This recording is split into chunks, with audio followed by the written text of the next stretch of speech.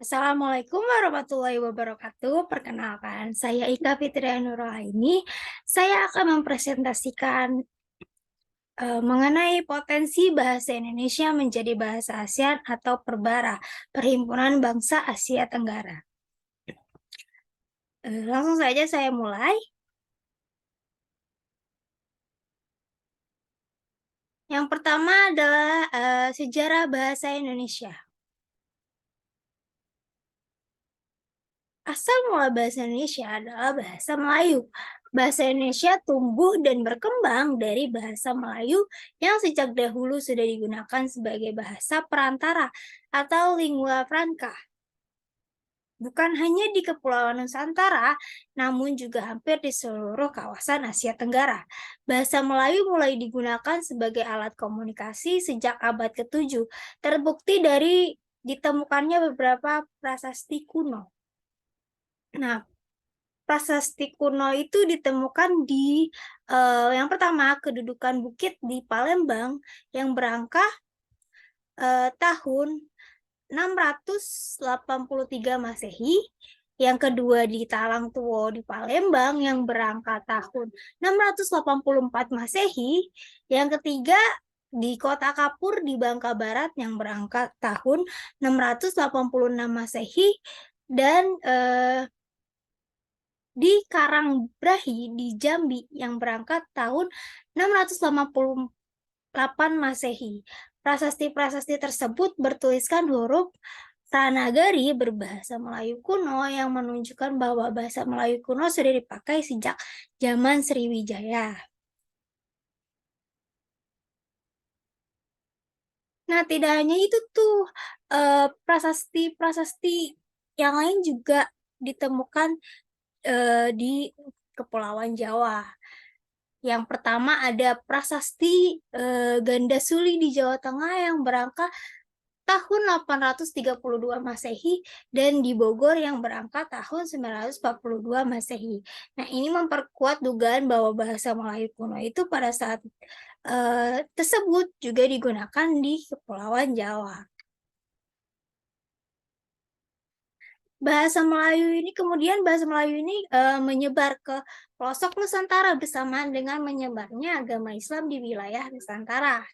Bahasa Melayu mudah diterima oleh masyarakat Nusantara sebagai bahasa perhubungan antar pulau, antar suku, antar perdagangan, antar bangsa, dan antar kerajaan karena bahasa Melayu tidak mengenal tingkat tutur.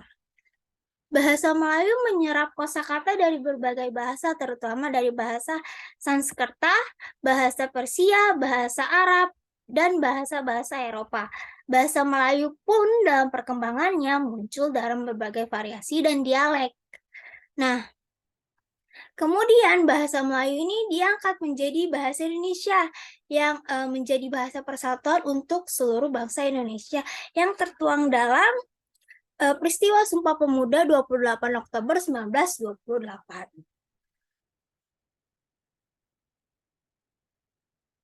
Nah, kemudian selanjutnya ada sedikit informasi mengenai ASEAN.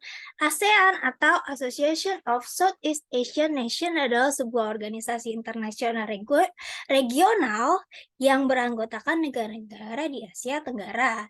Dikutip dari asean.org, ASEAN didirikan pada tanggal 8 Agustus 1967 di Bangkok, Thailand, dengan ditandatanganinya Deklarasi ASEAN atau Bangkok Declaration oleh para founding fathers ASEAN, yaitu Indonesia, Malaysia, Filipina, Singapura, dan Thailand.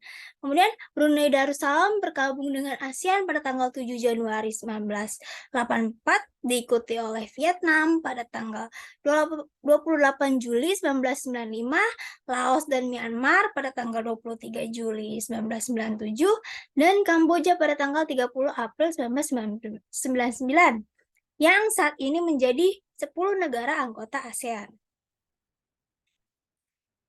Nah, bahasa Indonesia sendiri nih mempunyai keunggulan-keunggulan dari bahasa lain nih. Ya, yang pertama adalah penggunaan huruf Latin yang ejaan dan pengucapannya relatif konsisten. Yang kedua, tidak mengenal perubahan bentuk kata kerja untuk menyatakan waktu. Yang ketiga, kata benda tidak berjenis kelamin. Dan yang terakhir, tidak ada perubahan bentuk kata yang menyatakan bentuk jamak. Nah, selanjutnya ada bahasa Indonesia untuk penutur bahasa asing, BIPA. BIPA ini merupakan bahasa Indonesia penutur asing atau program untuk orang asing belajar bahasa Indonesia. Nih, yang pertama, bahasa Indonesia itu dipelajari dan diajarkan di 52 negara di dunia melalui sekolah-sekolah mulai dari SD hingga SMA sampai ke jenjang perguruan tinggi sebagai mata kuliah pilihan dan program studi hingga jenjang pasca sarjana seperti di Rusia, Australia, dan termasuk Jepang. Dan di dalam negeri terdapat tidak kurang dari 76 lembaga BIPA. Di luar negeri terdapat 232 lembaga kursus BIPA yang tersebar di 52 negara. Dan yang terakhir sebagai bahasa resmi kedua di Vietnam. Nah, dari penjelasan tadi, apa saja sih potensi bahasa Indonesia yang bisa menjadi bahasa ASEAN atau bahasa pemersatu yang digunakan dalam lingkup Asia Tenggara? Yang pertama adalah jumlah penutur bahasa Indonesia paling banyak di ASEAN.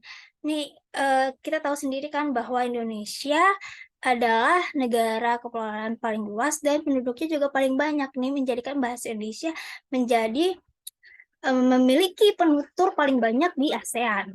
Yang kedua, mudah dipelajari bagi orang asing karena menggunakan huruf Latin dan banyak kata serapan bahasa Inggris. Bahasa Indonesia sendiri menggunakan huruf Latin yang sudah familiar nih, yang banyak digunakan di seluruh dunia. Jadi akan lebih mudah dipelajari oleh orang asing dan banyak menggunakan kata serapan bahasa Inggris yang dimana bahasa Inggris bukan bahasa internasional. Yang ketiga, sistem bahasa Indonesia dapat dikatakan sudah mapan karena telah melalui berbagai macam bentuk revisi hingga menjadi bahasa Indonesia yang sempurna. Seperti ejaan yang disempurnakan atau EYD atau pedoman ejaan bahasa Indonesia atau PAB. Itu merupakan revisi-revisi yang menjadikan bahasa Indonesia itu menjadi lebih sempurna dan menjadi bukti bahwa bahasa Indonesia itu merupakan bahasa yang baku. Ya, yang terakhir yang merupakan salah satu bahasa resmi di Vietnam. Nah, dengan sudah menjadi salah satu bahasa resmi yang diakui di Vietnam, ini menjadi salah satu potensi yang sangat besar bahwa bahasa Indonesia dapat menjadi bahasa pemersatu ASEAN. Saran. Yang terakhir adalah saran dengan berbagai potensi bahasa Indonesia yang belum termanfaatkan secara maksimal, upaya inovatif yang diiringi oleh strategi diplomasi yang terukur dan efektif terus diperlukan untuk mempromosikan bahasa Indonesia menjadi lingua franca di dunia internasional dengan langkah utama menjadi bahasa pengantar di ASEAN. Diperlukan seluruh lapisan masyarakat untuk mewujudkan mimpi ini, mulai dari penguatan dalam negeri seperti revitalisasi maupun upaya diplomasi yang tak hanya dilakukan oleh diplomat, namun dengan berbagai inovasi dan teknologi yang saat ini. Maka setiap masyarakat perlu menjadi agen internasionalisasi bahasa yang harapannya akan menaikkan citra bangsa Indonesia di dunia internasional, yang akhirnya akan berpengaruh terhadap bangsa Indonesia secara keseluruhan.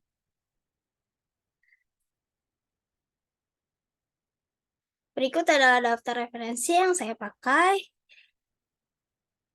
Dan sekian presentasi dari saya, kurang lebihnya mohon maaf.